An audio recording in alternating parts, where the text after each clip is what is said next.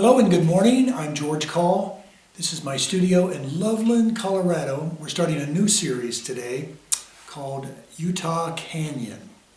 And we're going to go back to a smaller size. It's 11 by 14. So I can concentrate with you all on the basic steps to lay out this painting. So this is part one of a three-part series. And this is block in. And I will go through step by step of what I'm doing today. And tomorrow we'll do balance, and then on the third day, detail.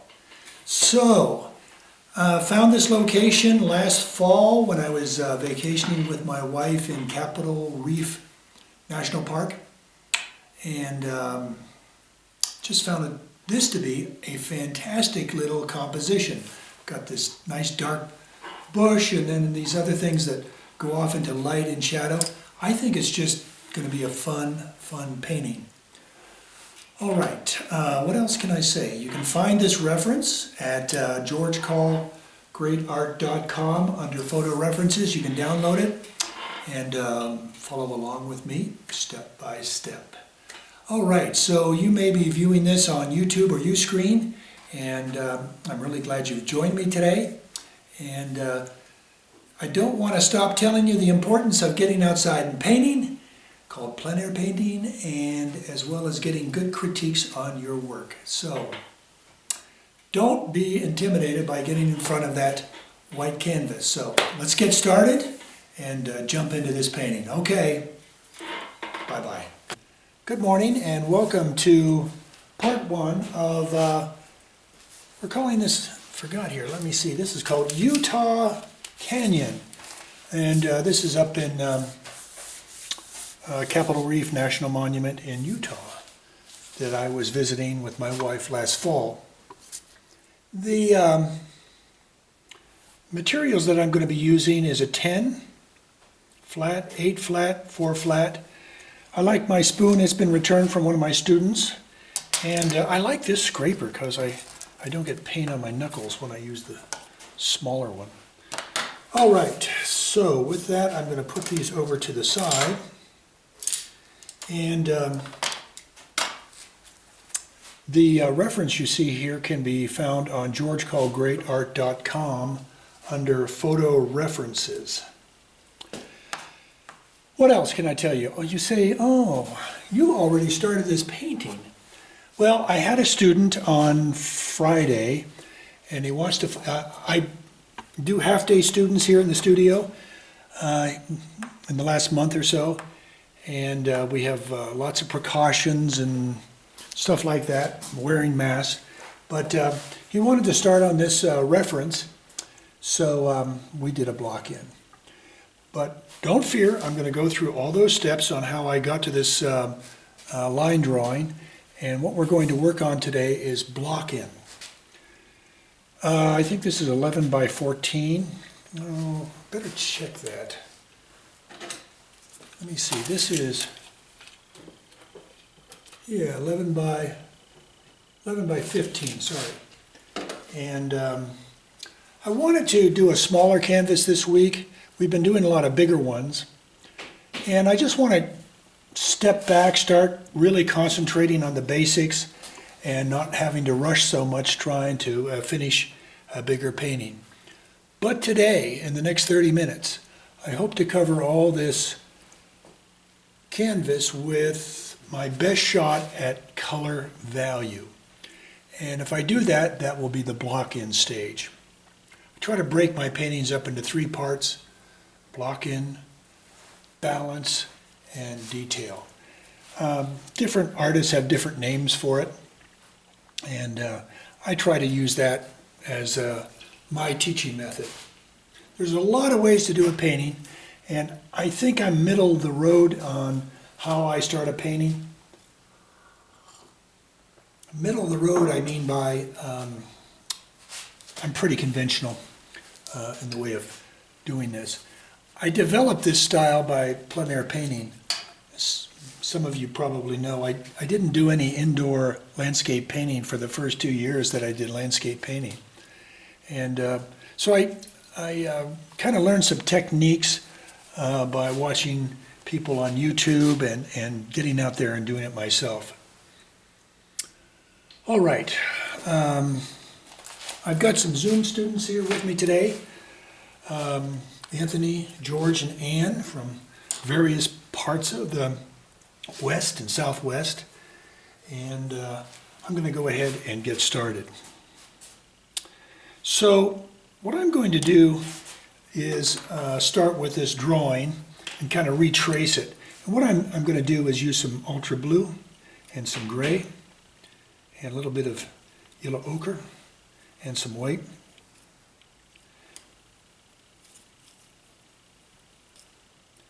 And what you're going to see is I used a warm color to draw it in, and since I'm going to retrace it, you'll see I'm going to put blue over the top of it. Just a way for you to see what I'm doing. So what I first tried to do was find a foundation line, and I chose it right here under these, about midway through the painting. It's just a place where the darks and the lights come together right here. And so I drew this line right here. It's slightly sloping from left to right. From that, I've traced the road. It's not the road, it's actually a path, or it's a stream bed. And I put that in down here. This is a step in which it's very important to take your time, step back a lot, and make sure it's in the right proportion and right spot of the canvas. So you can start and stop this anytime and look at it. But here's A and B. Next I put in, there's going to be a dark bush shape, and I'm going to put that in here. And there's some more along in a few other places too. And I'll spend more time on that later. There's also a shadow that comes off of here. And right in here seems to be a light coming to a dark. So here's my light coming to a dark. So I drew this line on the top of this rock next. And then over here, I drew this shape here.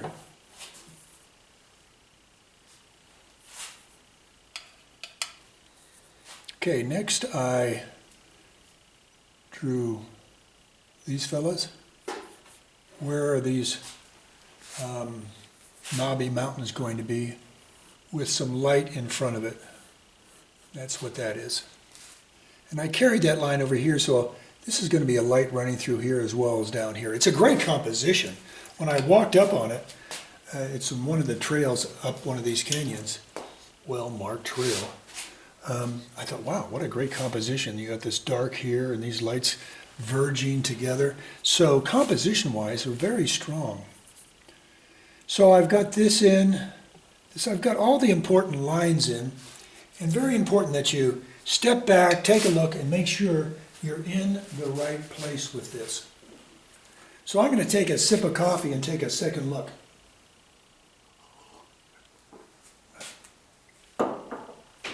Now, another way to judge your shapes is not only by line, but by value. So I'm going to put in a value next. So I'm going to get my number 10. I'm going to make a real thin wash, and I'm going to put that in. Why I say it's another way to judge, because once you get your values in, you say, oh, these are too big, or these are too small, and you can again make another judgment. And I'm out of product already.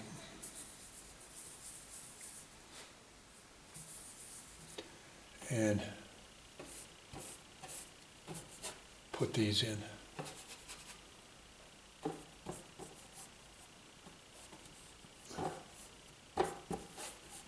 And then it's another time to step back, take a look, and see, once you start getting those really rough values in there, if that's going to work for you.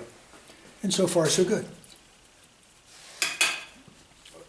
Granted, I had a head start last Friday, okay? So I've already looked this over and it looks pretty good, but it doesn't mean it's right yet. Excuse me, making some noise. I had to find my wastepaper basket under there. I'm going to make some noise here. My wood stove is getting a little too heated, so I'm going to open to the back shop in the barn. My studio is a converted barn, and the back room is my studio where I do my frames.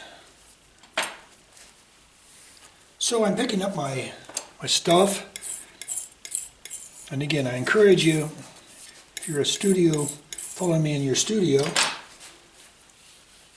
painting on glass and having a big area to mix in is really important. I try to discourage people from saving their paints in this pile, this pile, this pile.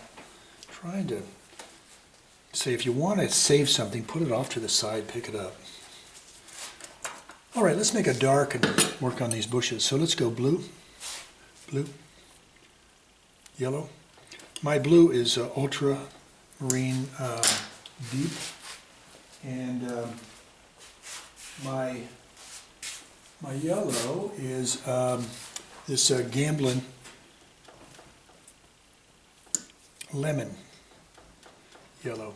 I'm going to throw some Viridian in there and some gray. More gray. This is a cold gray by Rembrandt.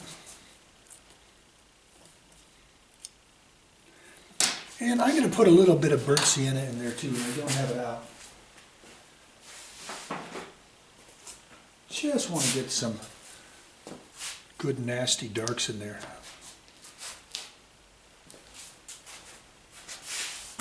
So what I've added to my basic palette meaning blue, red, yellow, Naples, and gray, is burnt sienna, Viridian, and yellow ochre.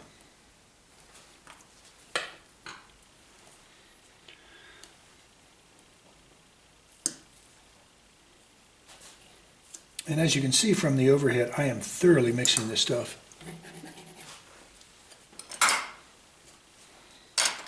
I'm going to go back to my 10.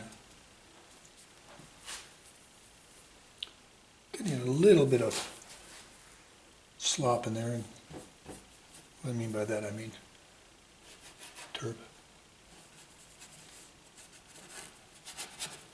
So I'm putting in a thin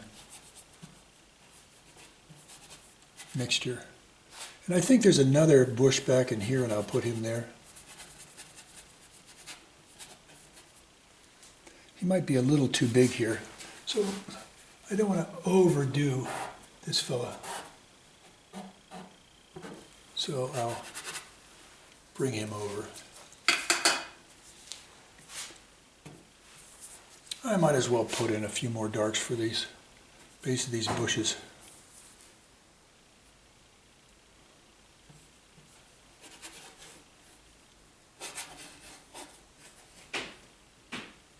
And there might be some up in here too.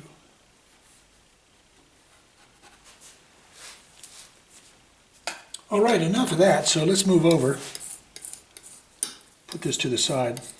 Don't have much, but I think I have enough to save.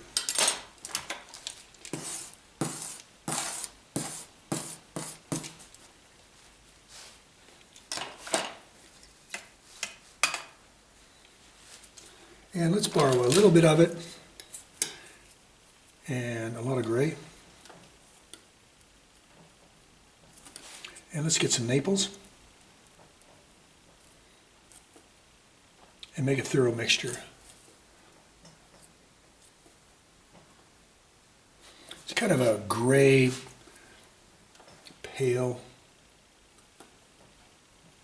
green, and it's just lovely. I think it's going to do us just the right deal here that we need.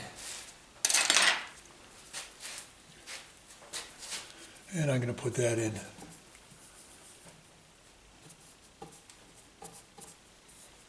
the appropriate places. These are some sort of sagey type bushes that I see.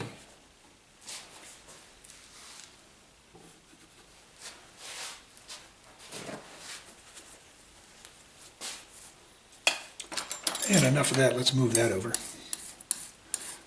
And mix it all together with the old pile.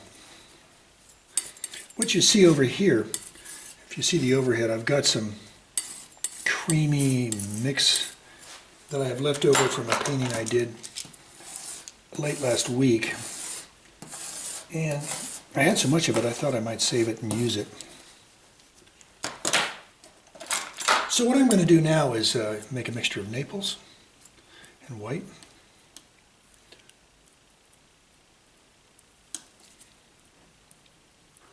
I'm going to add just a little bit of red.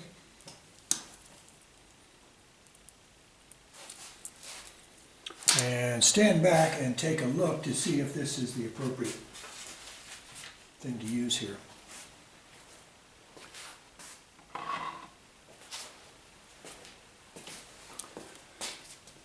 I want to keep reinforcing the colors I use. And what I have here is ultra blue. This is a Rembrandt. It's a Rembrandt. This is a permanent red medium, lemon yellow, Naples yellow deep, cold gray. Everything here is a Rembrandt except this lemon yellow. It's a gambling color. And let's put this in now.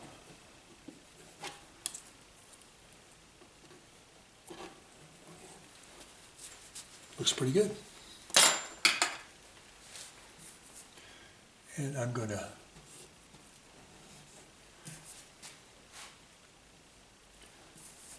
work this into the edge here a little bit. As you can see, I'm not being super careful. I really want to just get the big areas and make sure, you know, is it working? Is it the right value? So far it looks pretty good. Now with that same pile I have left, I'm going to add more Naples and white. Now I'm going to add some red. Rembrandt red medium. A little bit more Naples, a little bit more white.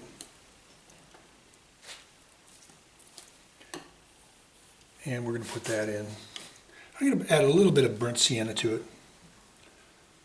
A little bit more red. Just a touch of burnt sienna. I may be getting it too dark, so I'm going to lighten it up with white. What's going through my brain right now in mixture is this too light? Is it too dark? Now it's not so much is this the perfect red warm color, it's more is this the right value? Value first, color second. And let's see what this does. Put some of that in here too.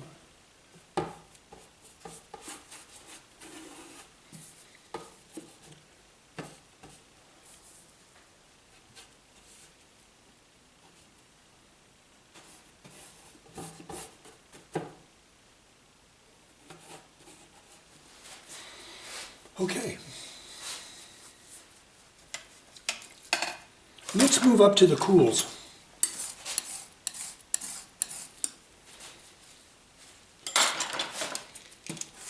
I haven't even looked at the time since I started, so let me see how we're doing on time. Oh, 9:18, we're doing pretty good. So we're about 17 minutes into this.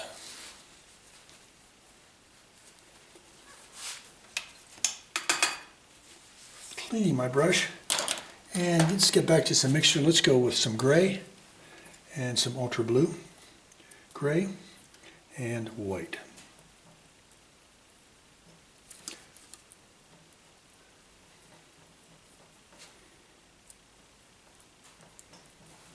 And over here I'm going to go back to this road color I have, or it's not a road, it's a path, it's a stream bed. And I'm going to mix some of that into one side of my gray. So you can see this is the basic gray that I just mixed up, ultra blue, gray, and white. Added more white on this side, added some warm, that was the red and burnt sienna mixture we just made up a second ago. And there we go. I'm going to go back to my 10.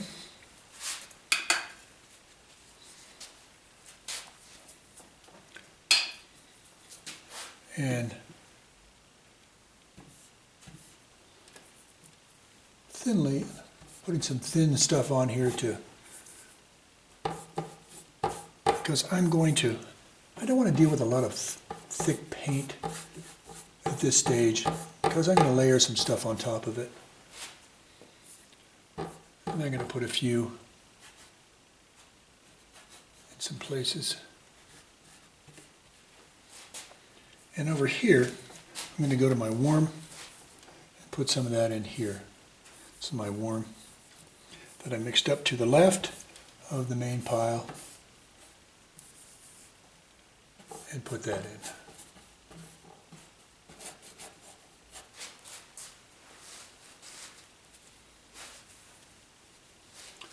All right, I know you see little bushes here and little stones here and stuff. Forget about it, as my friend Lee says. We'll get that later. That's detail. We want big stuff to see if it's balanced, how these values are working against these other values. I'm noticing there's some darker grays, blues, maybe a touch of burnt sienna in just a few places. Like, it seems like right here there's a big, hard dark in some other places. And I just want to do a few of these darks. And that's what I'm doing at this time.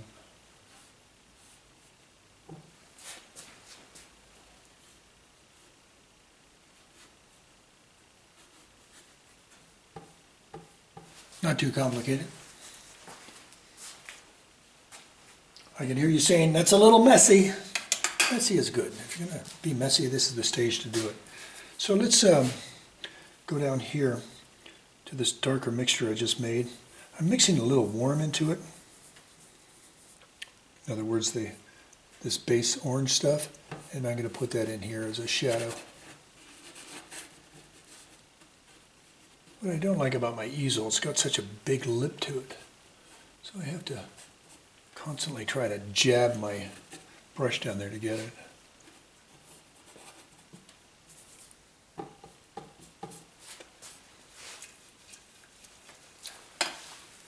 I'm going to apply some paper towel here to where my lights are going to be on these bushes.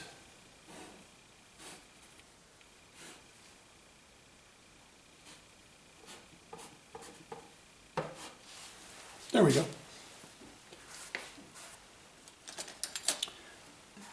Let me see if I can do a few things here. So why are you using a number 4 at blocking, being such a small brush? But you can do some of this thin. Since you put it in thin, you can put a few branches in here. Something to simulate something coming out of here. There we go. Okay, let's work on this light. So what I want to do is, with this light gray, add some more white to it and some Naples. Naples, white, and gray.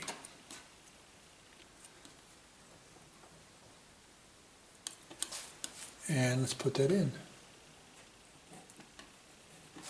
Looking good.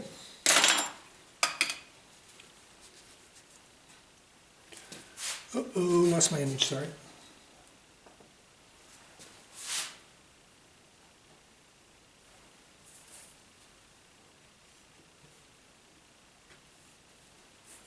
And I'm just scrubbing this in at the appropriate places.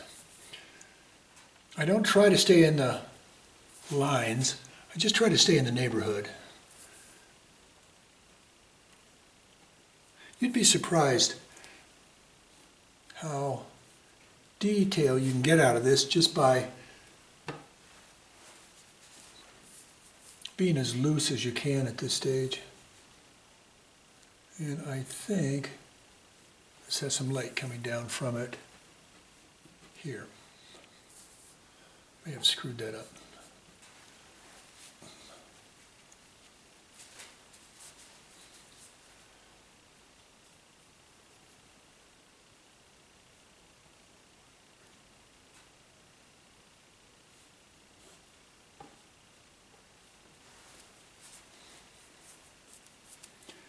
Adding a little bit more blue-gray in a few places.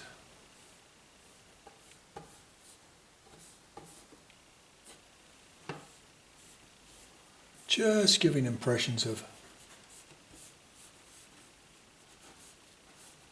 where this stuff should be.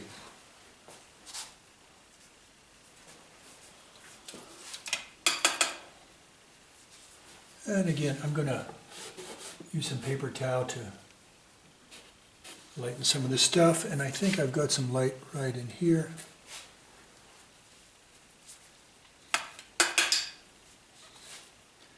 And enough of that. I'm going to pick this up and see what I got. I'm going to mix it all together and see what that is. It's more, I think, up in this gray area that this might be useful. I might be able to use it tomorrow. I don't know.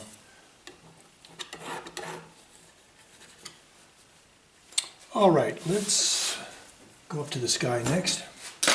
You know, we were talking a little while back, if we don't have much sky like here, sometimes you can get away with using this Charvin light Viridian. If not, Viridian and white is good too. And watch what this stuff does. I'm out of white already, excuse me.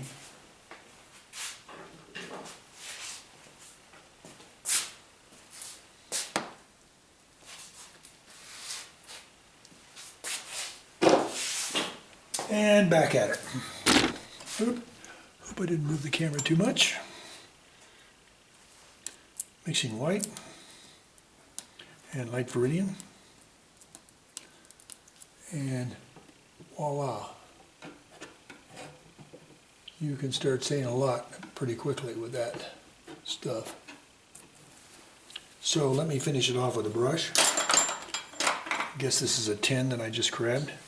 No, it's an 8, sorry. Sorry for the fan that came on in the background. I think a week or two ago my compressor came on in the back room. That makes a lot of noise. I had to apologize for that.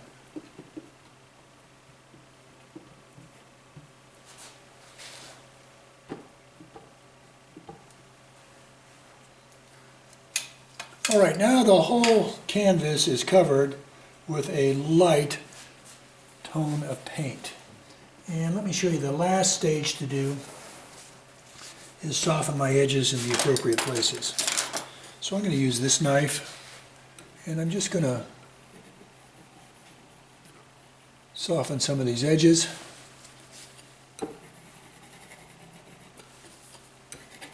Because we don't need a lot of hard stuff right now.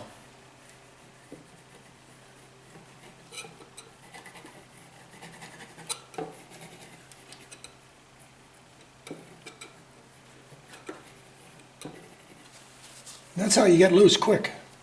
I think I need some more of this coming through here. This was that base color we made up.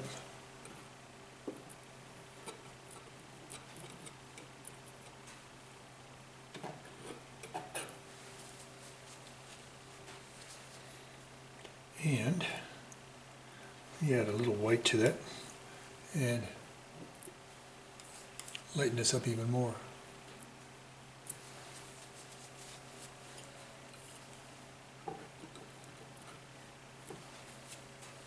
Alrighty, that should do it for today. Soften a few more edges. I think this actually comes out like this. And I think there's even a few of these really light things along the road. I'm just using my knife. See if I can. And that's the way it looks after a 30-minute block in. Alrighty. Thank you so much. We're going to bring this to an end. And tomorrow we will balance these and put more paint on top and start saying what it needs to say. With that, thanks for coming by today. We're starting a new 3-part series. And again, thanks so much for coming by. And we'll bring this to an end. Bye-bye.